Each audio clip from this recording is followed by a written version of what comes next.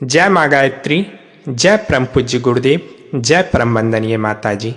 माँ गायत्री की कृपा सदैव आप पे और आपके परिवारजनों पे बनी रहे, इसी शुभकामना के साथ आज की प्रेरणादायक कहानी। एक गांव में राहुल नाम का एक लड़का रहता था जो जीवन में हार मान चुका था। वह लाइफ में जो कुछ भी करता था उसको अपनी हार पहले से ही नजर आती थी। स्कूल में अध्यापक और अन्य विद्यार्थी भी उसका मजाक उड़ाते थे। वह अंधेरे कमरे में अक्सर रोता रहता था। एक दिन उसके रोने की आवाज को सुनकर एक अंधा आदमी उसके पास आया और पूछा, तुम क्यों रो रहे हो? राहुल ने उस आदमी को सारी बात बताई। यह सुनकर वह आदमी जोर जोर से हंसा और बोला, तुम्हें पता है, जब मैं पैदा हुआ लोगों ने देखा कि इस बच्चे की तो आंख ही नहीं है, तो उन्होंने मेरे माता पिता को मुझे मार देने की सलाह दी। उन लोगों ने मेरे माता पिता को कहा कि यह तो अंधा है, यह जीवन भर तड़पता रहेगा, इसलिए इसे मार देना ही अच्छा होगा। लेकिन मेरे माता पिता ने उन लोगों की सलाह नहीं मानी। उन्होंने मुझे एक विशेष स्कूल में भेजा और मुझे पढ़ाया लिखाया। जब मैं स्कूल में एडमिशन लेने गया तो कॉलेज प्रशासन ने मेरा एडमिशन लेने से मना कर दिया। फिर मैंने विदेशी विश्वविद्यालय का फॉर्म भरा और ग्रेजुएशन और पोस्ट ग्रेजुएशन की डिग्री ली। लेकिन जब मैं वापस आया तो फिर मुझे महसूस हुआ कि नेत्रहीन होने के कारण मुझे कोई नौकरी नहीं देना चाहता।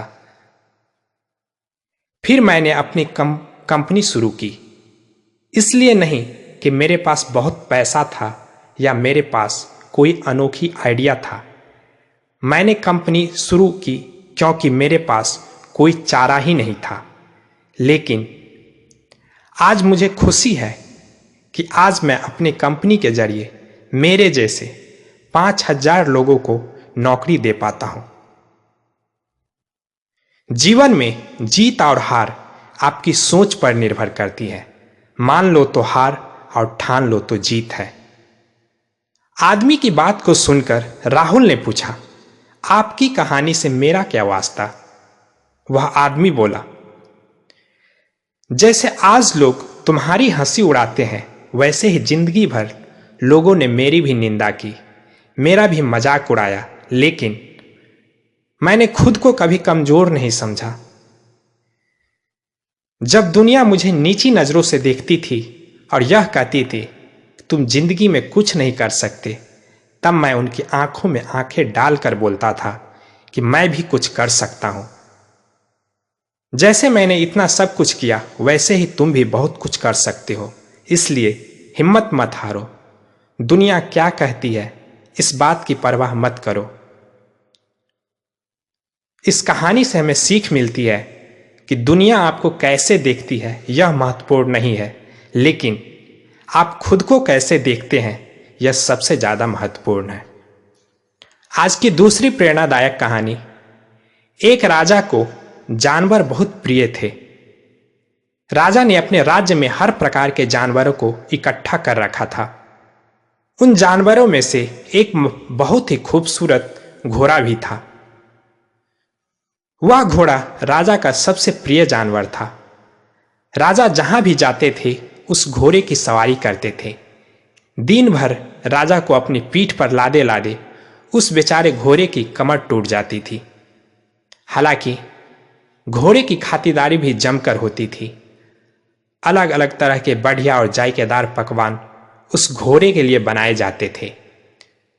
सभी जानवरों में उस घोड़े को सर्वश्रेष्ठ माना जाता था। बड़े बड़े हाथी भी घोड़े को झुककर सलाम करते थे। अब घोड़े को धीरे धीरे घमंड होने लगा कि सब उसकी तारीफ करते हैं, क्योंकि वह सभी जानवरों में सबसे सुंदर है। मेरी सुंदरता के कारण राजा को सम्मान मिलता है। जिस दिन मैं न रहूंगा तो राजा का सारा मान सम्मान खत्म हो जाएगा। इसलिए घोड़े ने तय किया कि अब वह सिर्फ अपनी मनमर्जी चलाएगा। अगले दिन घोड़ा बीमार होकर बैठ गया। सभी जानवरों ने उसे समझाया कि राजा के जाने का समय हो रहा है, लेकिन वह टस से मस नहीं हुआ। राजा ने शाही वैद्य को बुलाया। वैद्य ने घोड़े को देखा और बोला, यह घोड़ा अब दौड़ने लायक नहीं रहा महाराज। अगर यह अगले 3 दिन में उठकर खड़ा नहीं हुआ तो इसे मार देना ही अच्छा होगा। लेकिन घोड़ा अच्छी तरह समझता था कि राजा की जान उसी में बसी है, इसलिए राजा उसे नहीं मारेंगे। इस तरह 2 दिन बीत गए।